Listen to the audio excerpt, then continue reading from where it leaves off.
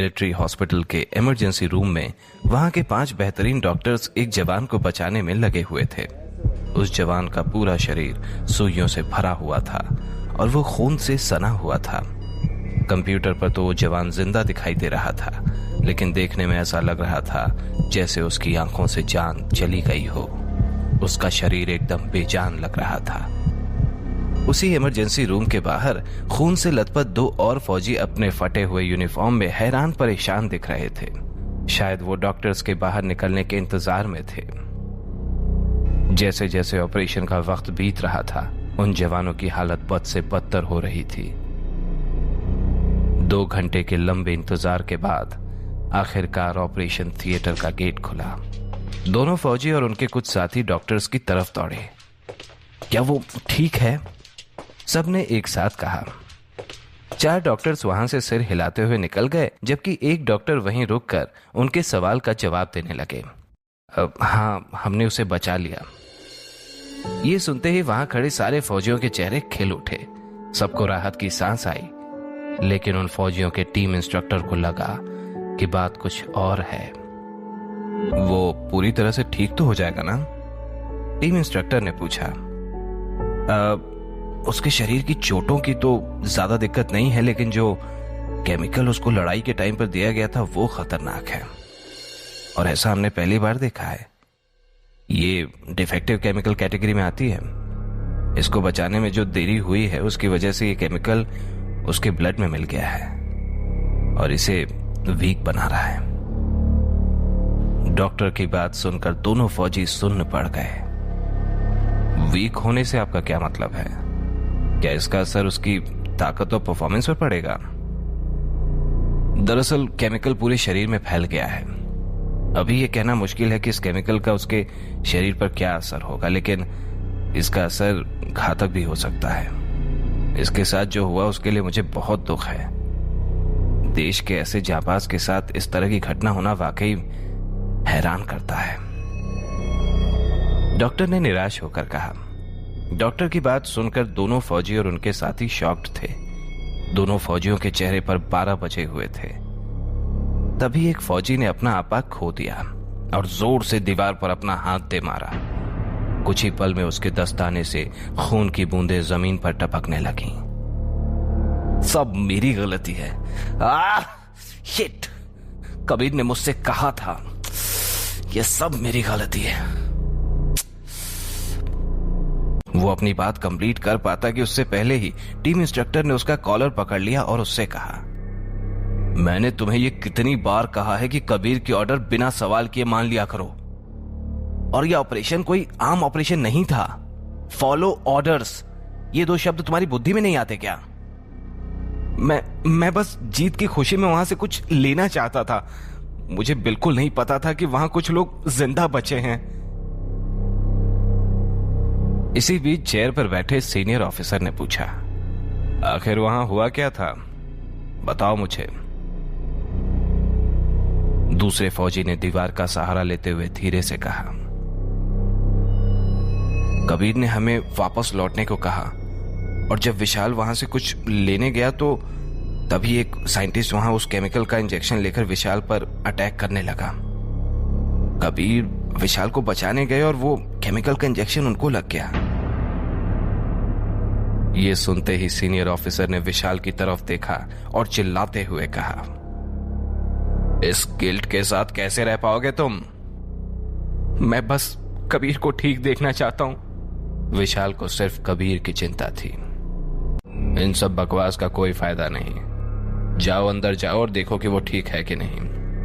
Doctor ने दोनों को चुप कराते हुए कहा, जिसकी बात सुनकर दोनों फौजी हिम्मत करते हुए कबीर के कमरे के अंदर तक गए।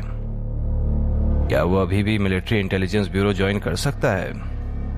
टीम इंस्ट्रक्टर ने सीनियर ऑफिसर से पूछा। सीनियर ऑफिसर का जवाब झिझक भरा था। ये मिशन तो ठीक गया और हमने उनका रिसर्च पेज भी खत्म कर दिया, लेकिन डॉक्टर की माने तो कबीर अब फिजिकली उतना काबिल नहीं है। और तुम तो जानते ही हो कि मिलिट्री इंटेलिजेंस ब्यूरो में हम सिर्फ बेस्ट ऑफ बेस्ट को ही लेते हैं। वैसे इतना भी निराश होने की बात नहीं है, अभी उसकी ताकत की टेस्टिंग भी होगी। और तुमने तो 3 लोगों का नाम दिया था ना, मिलिट्री इंटेलिजेंस ब्यूरो के लिए? उनमें से 2 मिशन पास कर चुके हैं, तो उनका मिलिट्री इंटेलिजेंस ब्यूरो में जाना तय है। टीम इंस्ट्रक्टर सीनियर ऑफिसर की बात से खास खुश नहीं था। उसी वक्त विशाल, जो कि कमरे के दरवाजे से चिपक कर इनकी सारी बातें सुन रहा था, वो रो पड़ा। दूसरा फौजी भी इस बात को समझ गया था। वो कबीर को कंबल उठाते हुए उसी के बगल में बैठ गया। उसके पास कहने को कुछ था ही नहीं, कहता भी क्या। आखिर उसने विशाल को इस बात पर पहले ही 2 थप्पड़ लगा दिए थे। अगले दिन कबीर फिजिकल एग्जामिनेशन रूम के बाहर अपने रिजल्ट का इंतजार कर रहा था। वो चुपचाप अपना पसीना पोंछ रहा था। विशाल भी उसी के साथ शांत खड़ा था। क्या होगा अगर रिजल्ट की वजह से तीनों अलग हो गए? इन 3 लोगों की टोली आर्मी के ज्वाइनिंग के पहले दिन से ही थी। अगर कबीर चला गया तो कुछ भी पहले जैसा नहीं होगा। तभी एग्जामिनेशन रूम से एक आदमी हाथ में फोल्डर लिए कबीर की तरफ आया और उसने कहा, रिजल्ट अच्छे नहीं हैं, सुनना चाहोगे? आखिर कबीर था तो फौजी ही। चेहरे पर मुस्कान लिए हुए उसने कहा, जरूर सर। उसकी आवाज में कॉन्फिडेंस साफ झलक रहा था। तुम्हारी पावर, स्पीड, ताकत, हर चीज में बहुत बड़ी गिरावट है। कबीर सबसे बेस्ट सोल्जर्स में से एक था और अब उसकी ताकत और तेजी दोनों ही किसी आम आदमी जितनी ही हो गई थी। किसी के पास इतनी हिम्मत नहीं थी कि वो उसे बता पाए कि अब वो मिलिट्री इंटेलिजेंस ब्यूरो को ज्वाइन नहीं कर पाएगा।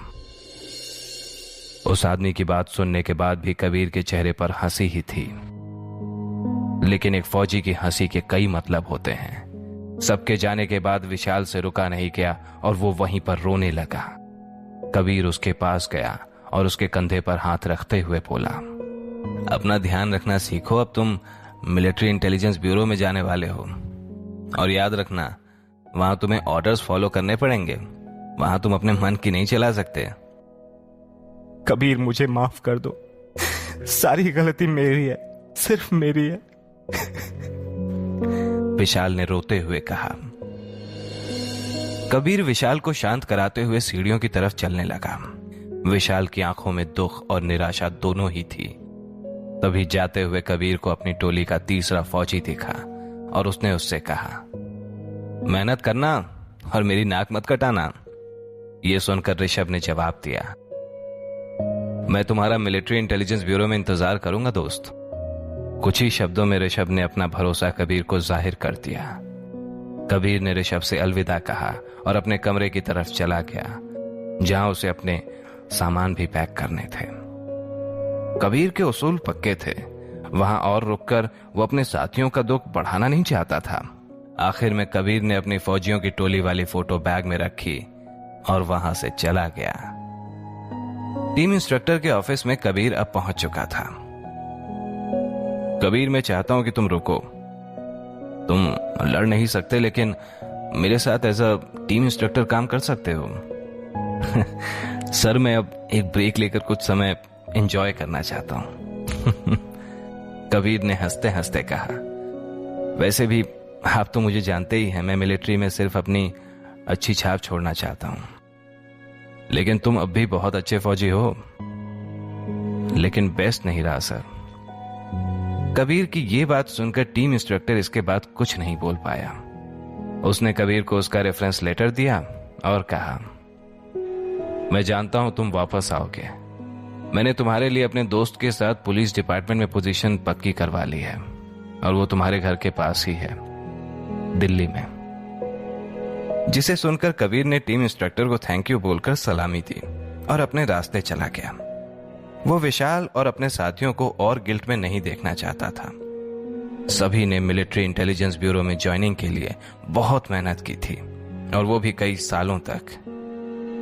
वो नहीं चाहता था कि उसके साथी उसकी वजह से मिलिट्री इंटेलिजेंस ब्यूरो छोड़ दें। कबीर के पिता राजवीर शेखावत उसके बचपन से ही रोल मॉडल रहे हैं। मिलिट्री इंटेलिजेंस ब्यूरो में जाना सिर्फ उसका नहीं, उसके पिता का भी सपना था।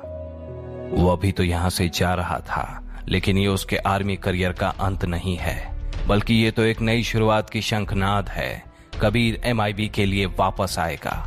कबीर के अंदर का फौजी सिर्फ एक एक्सीडेंट की वजह से उसे अपना सपना छोड़ने नहीं दे सकता था। जैसे ही कबीर मिलिट्री कैंप के गेट तक पहुंचा, उसने एक आखिरी बार अपने बेस कैंप की ओर जी भर के देखा। उसने इस जगह पर अपनी लाइफ के सबसे बेहतरीन लम्हे बिताए थे। तभी अचानक कबीर की नजर सड़क के किनारे लगी हुई होर्डिंग पर गई, जिस पर एक फिल्म का पोस्टर लगा था। फिल्म के पोस्टर में मशहूर बॉलीवुड एक्ट्रेस जेनिफर एक बेहद खूबसूरत राजकुमारी के गेटअप में थी और ऐसा लग रहा था मानो वो कबीर को ही घूर रही हो।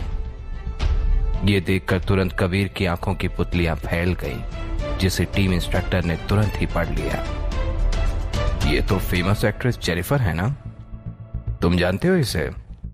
टीम इंस्ट्रक्टर ने पूछा। जानना शब्द कबीर और जेनिफर के रिश्ते के लिए एक अंडरस्टेटमेंट था।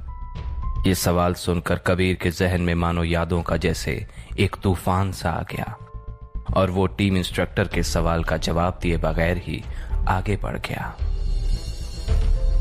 क्या कबीर MIB में वापसी कर पाएगा? कैसी रहेगी उसकी MIB के बाद की जिंदगी? जानने के लिए सुनते रहिए शो सीक्रेट फौजी।